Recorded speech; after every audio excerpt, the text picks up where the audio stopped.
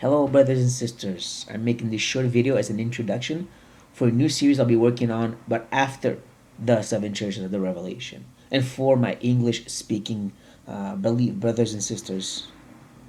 It's actually called parables, but it's not an exposition of the parables themselves, it's more of my own parables.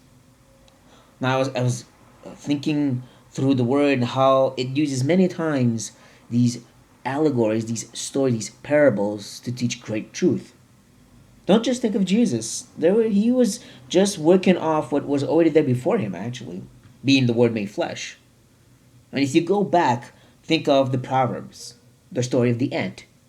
That's a parable that Solomon used to speak to his people.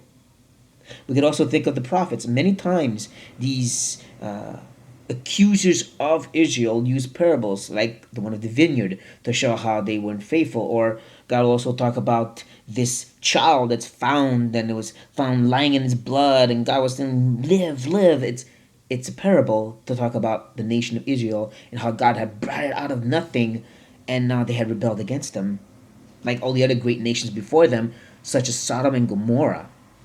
So this story was used to speak a great thing to really strike hard at them. I could give another example. Think of Nathan. Nathan sent to talk to David after his sin with Uriah and killing him, and he does it with a parable. He starts out with the story of a rich man who takes advantage of a poor man, kills his only little lamb, and then when David's all angry, he says, "You are that man." And that's kind of what I want to get at. I want to use these parables to speak of great things, truth, problems that I see right now in the church, in Christianity, and do it in a way that's it's imagery, it's interesting, and then in a sense point the finger at all of us and saying, does this speak to us? I mean, we can see a other striking example like in the book of Judges. In the book of Judges, Abimelech will kill 70 of his brothers to then be crowned king, something that God never wanted.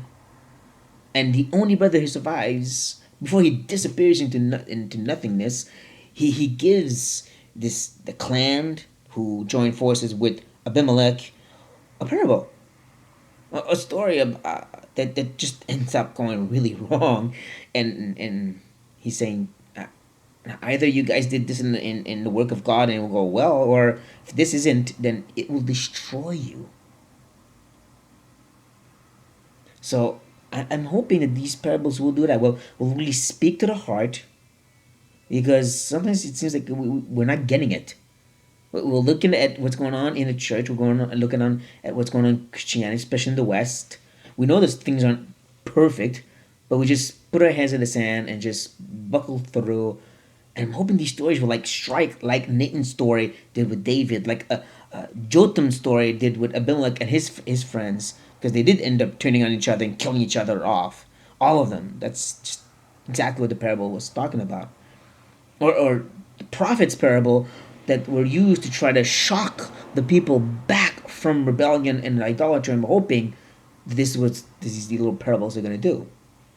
But for now, I'm just going to leave you hanging, waiting for the next story, the first parable that I have for you guys. So I hope you're waiting and hoping for it. See you next time, and I love you guys. Goodbye.